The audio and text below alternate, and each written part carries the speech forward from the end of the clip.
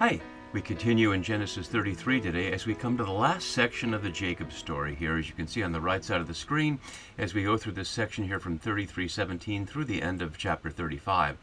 Now, I'd like to do this introductory video to this section because, as we'll see a little bit in this video and as we continue through chapter 34, recent scholarship has really struggled to understand what's going on with Genesis 34, the supposed rape of Dinah, and then Shechem's claim that he loves her and attempt to marry her, and the eventual slaughter of the Shechemites by two of Jacob's sons, Simeon and Levi. And as we'll see, one of the issues in interpreting the story is, where does the story start and where does the story end? So one of the things I've been trying to do consistently throughout this Genesis series and throughout all my series in Radical Bible is to not interpret stories as if Genesis or other books of the Bible are collections of short stories. I suppose the book of Psalms is a collection of poems in that way, but Genesis is not. It's a continuous narrative, and as we've been seeing throughout, it has a structure and shape that echoes previous passages and anticipates ones to come. And we'll see that's especially the case in chapter 34 and wrapping up the entire Jacob story. So that's one of the issues we'll need to look at, and we'll look at that in just a minute. But also, as I framed this here at the beginning when I was first working on the Jacob story, I'm going to adapt that, as we'll see here, to include a little bit of chapter 35 as part of the framework. And I'll put that up right now so we can see that right here.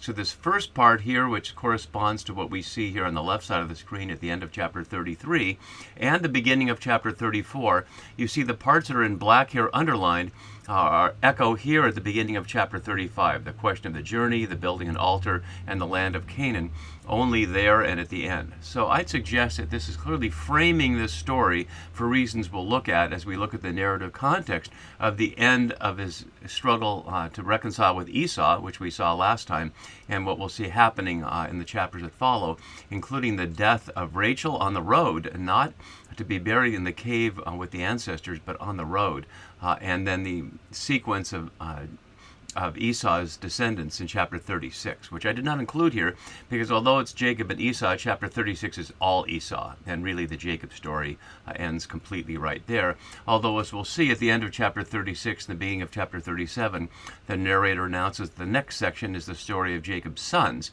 and we tend to think of that as a Joseph story, but we'll get there when we get there.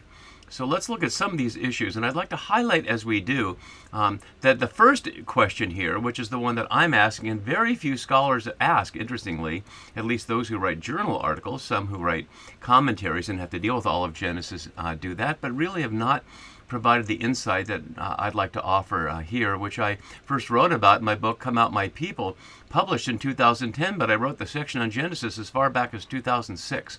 So it's been really 2 decades since I first presented that view, but people who are writing articles for scholarly journals aren't necessarily reading the wider scope of all biblical literature, which is enormous, of course. So this is a question that I've already hinted at, that it's near the end of the cycle of the whole Jacob cycle, but also connecting it with the end of chapter 33 as we see here in the beginning of chapter 35. And we'll see why that matters.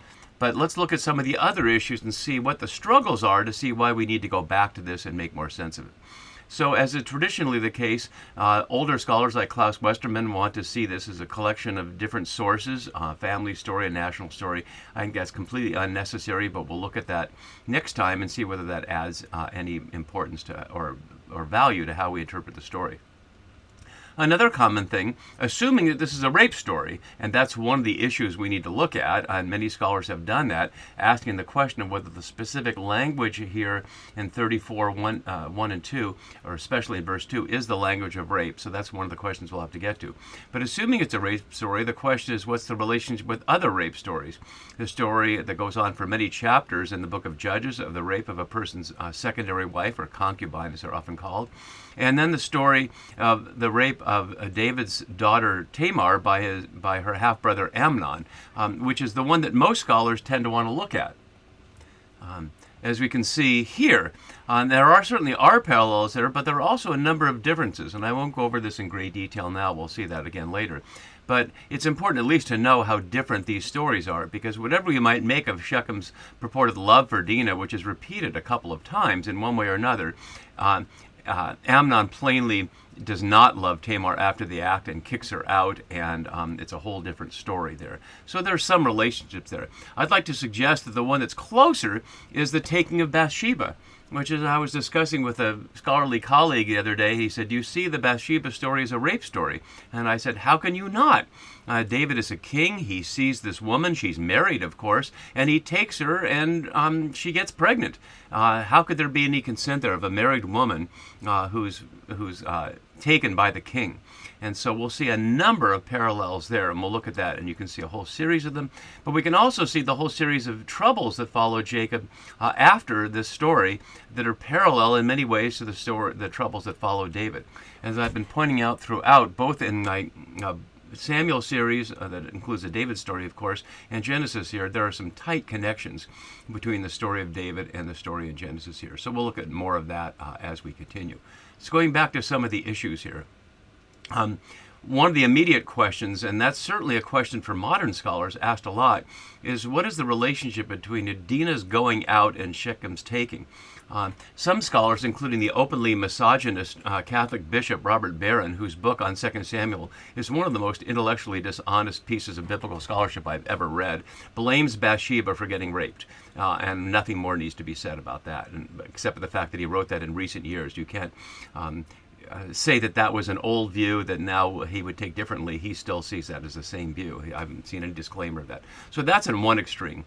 But another way of looking at that is that Dinah, like her mother Leah, is going out as a woman boldly to explore, to develop some relationship. There's nothing wrong with that, and that Shechem's taking is a taking. But we'll have to look more closely at the language, and the question will be whose standards. And we'll work with Lynn Bechtel's essay, which helps us to see, as we saw in chapter 19, that reading the Sodom story in terms of individual relationships misses the cultural context, but reading it in terms of group relationships, the Sodomites versus strangers, makes sense of it. And a similar thing here, as we'll see. What is the relationship between this story and portions of Exodus, and specifically Exodus 22:18 and following, and Deuteronomy, also coincidentally chapter 22, that provides a legal framework? And many scholars take those texts as a basis for resolving some of the ethical and moral questions in the chapter. But I suggest that that's completely missing what the book of Genesis is. If we take my view that Genesis is written as an exilic or post-exilic response to the monarchy and the issues after the monarchy as expressed in Ezra and Nehemiah, like the relationship with the Persian king and the question of the relationship with other people who aren't the people of Yahweh, then we can note that the authors of Genesis have purposely presented this as a story in the beginning to highlight there is no Exodus or Deuteronomy. The characters in the story do not know those things because obviously they haven't been narrated yet. So the whole point of Genesis is these people do not have a legal framework. They're just trying to figure it out, and there really is no legal framework provided. The only law in Genesis is God telling Abraham to circumcise the males in his family, in his household. So there really is not much law in Genesis to help. So I think we can look at the Exodus and Deuteronomy texts, as we've seen others, to highlight how Genesis is suggesting an alternative to those, which the audience would certainly know, but the characters would not. So then we getting into the moral evaluation of the characters, and that's something that many biblical scholars would like to do. And there's a real methodological question there. Are biblical scholars ethicists? Are they trained to understand good and bad, whether in the Israelite context or in ours? Is that their role? I don't see it as my role here, except to the extent that I'm proclaiming in my New Testament series, the religion of creation is what Jesus claims, and the religion of empire is opposed to that. But that's from Jesus' perspective, I hope, not just my own personal perspective. So our own personal ethics is not the relevant thing. What would be relevant is the cultural context of the time, and we'll have to look there to see whether in that context Shechem's love and marriage proposal would balance his defiling of Dinah. What do we make of Dinah's and Leah's, who's not even mentioned in the story, her mother's silence? And she must be there. We'll see that she is there. We saw her previously, and obviously she journeyed from her father's house along with her sister Rachel into this whole journey. And we saw that Jacob sent her and her children ahead when he went on to meet with Esau. So we know she's there, but she's not named in the scene at all. And Dinah has no speaking part. And not surprisingly, feminist scholars criticize the text for that, and there's good reason to criticize patriarchal texts for silencing women. But Genesis has not totally silenced women, and we've seen certainly Rachel have a voice, and so the silencing of Dinah here, I'd suggest, and when we get there, has a literary role rather than simply being an expression of patriarchy, which it also is.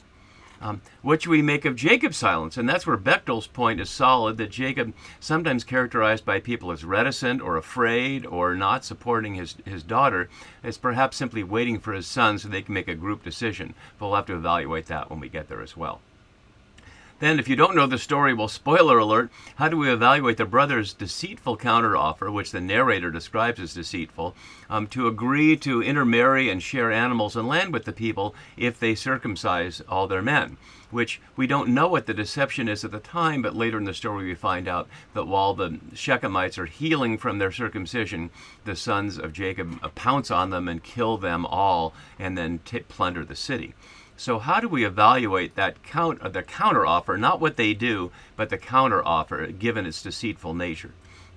What about the question of marriage with Canaanites? Some scholars, like Ellen van Wolde, who does an excellent job analyzing the intricacies of the language of these two verses, then goes on to reach a conclusion that makes no sense to me, that the story could have been read as a love story about generating a multi-ethnic community rather than a monotheistic story about monoethnicity.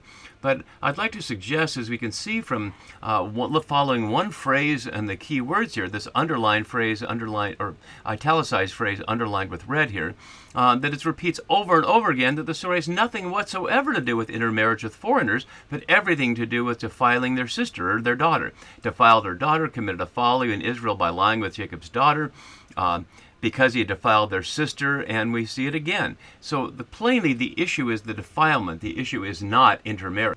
And once one thinks of the Genesis context, one has to ask, in great contrast to texts like Deuteronomy 7, which say you must not intermarry with those people, Deuteronomy is presenting a scenario of hundreds of thousands of Israelites escaped from slavery in Egypt who can certainly marry amongst themselves. But Genesis is presenting one family here. There's simply Jacob's sons. Somewhere is Esau's family and somewhere is Ishmael's family. Should Jacob's sons marry into those families as his parents had him marry into the mother's family? Perhaps, but that's never raised. But how long could that last? It's incestuous at some level. They're half siblings after all. So what we have to grapple with is what many scholars don't grapple with, is that Jacob's sons must marry Canaanites or Egyptians or somebody else, but they certainly can't marry Israelites, not least of which they only have one sister. But apart from that fact, the incest issue obviously looms large. They don't need a law to say you shouldn't be marrying your siblings, although we heard earlier that Abram and Sarai were half siblings, but that's for a different generation.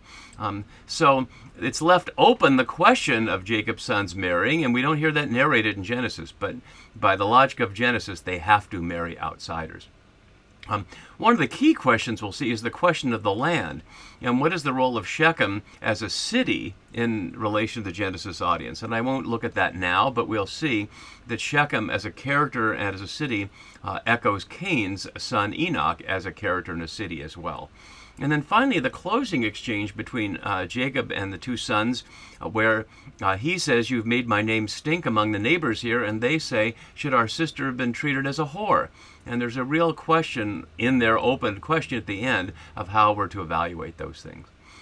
I'd like to note, for giving example of one scholar here, in this case Douglas Earle, who asked the question in his article titled, "Toward a Christian Hermeneutic of Old Testament Narrative, Why Genesis 34 Fails to Find Christian Significance." And I want to highlight the quote from him and to highlight the absolutely wrong way to read the text and why what I hope we're doing here provides a better answer.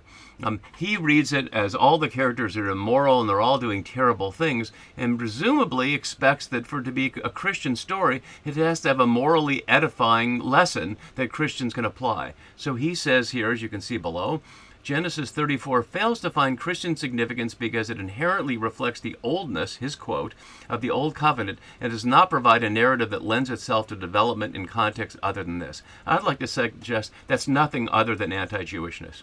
It's not necessarily anti-Semitism. I'm not suggesting Douglas Earle, whom I don't know, of course, hates Jews or anything like that. But the consequence of his decision is to denigrate the Hebrew Bible and what he calls the Old Covenant, because it doesn't apply to his mistaken notions of how Christians are supposed to interpret the story.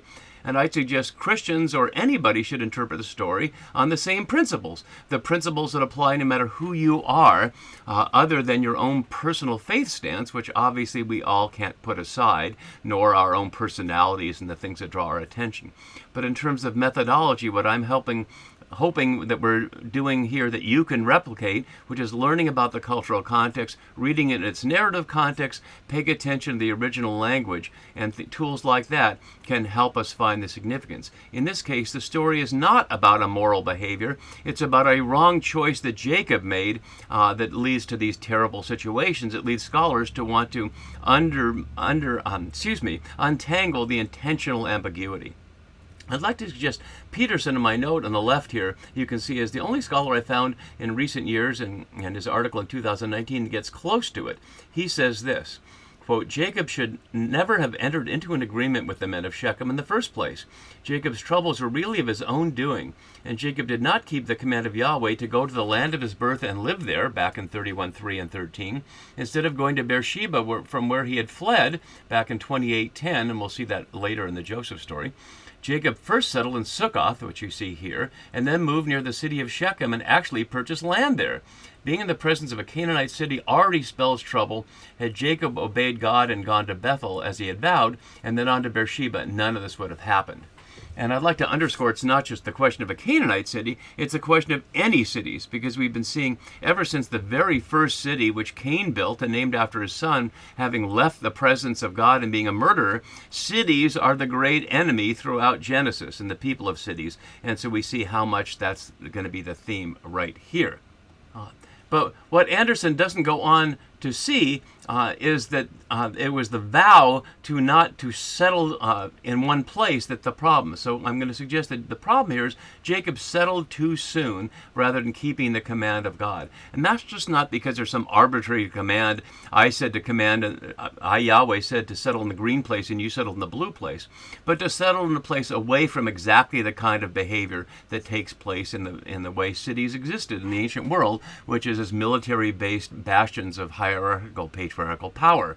And that's exactly what the people after exile compromised with, and is agreeing with the Persians that the people, as described in Ezra and Nehemiah, should obey the law of their God Yahweh and the law of the king of Persia. And that's just what Genesis is trying to resist here.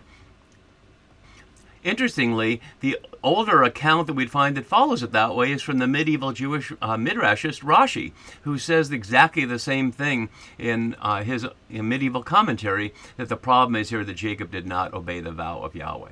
So let's look at one more thing before we end this video today, which is to say links to the earlier scenes, because I'd like to have you see, before we enter into the details of our story, how tightly this story is presented as the end of the Jacob story, and chapter 35 is an epilogue, as many epilogues in the modern world do, just tying up loose ends with births and deaths.